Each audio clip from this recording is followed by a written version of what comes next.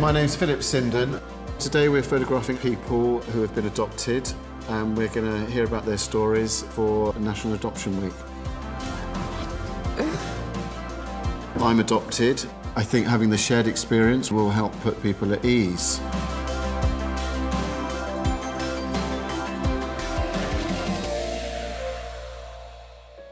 My name's Joy Carter, and I am an adopted person. My name's Philip Sinden, and I was adopted in the 70s. So I'm Isabel, and I was adopted in the 1980s.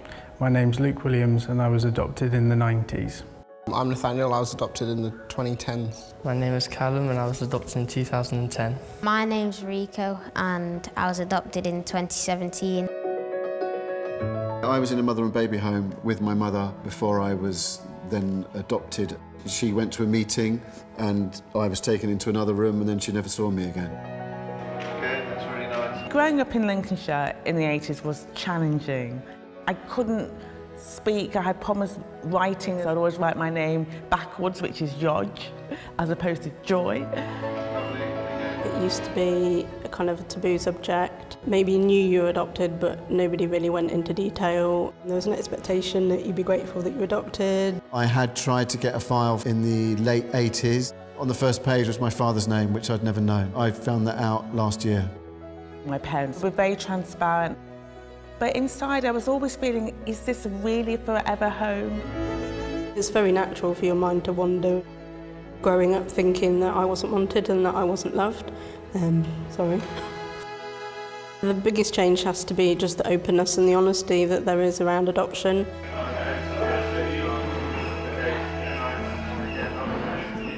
I received a life story book and a memory box, which for people that were adopted before myself, I now understand that they didn't get those. We have one big memory box which has everything before we were adopted to after we were adopted, as it's just one big life that we've had. There was a picture of a garden, and for me it really solidified a memory that I had of hurtling down a garden on a trike into a bush. And it was significant to me because I hadn't made it up. Well, I was adopted about 4 years old from Uganda. My mum created photo albums almost to make sure that I was able to point to something and remember what Uganda's like.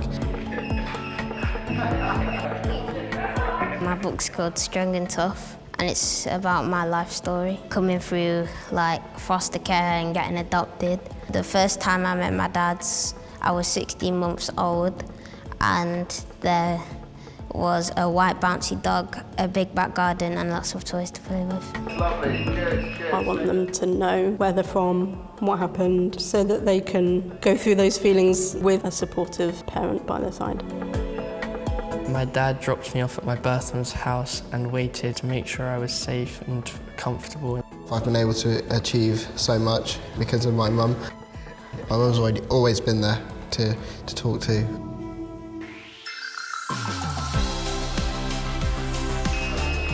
If I was to talk to somebody who was adopting, I would say do it.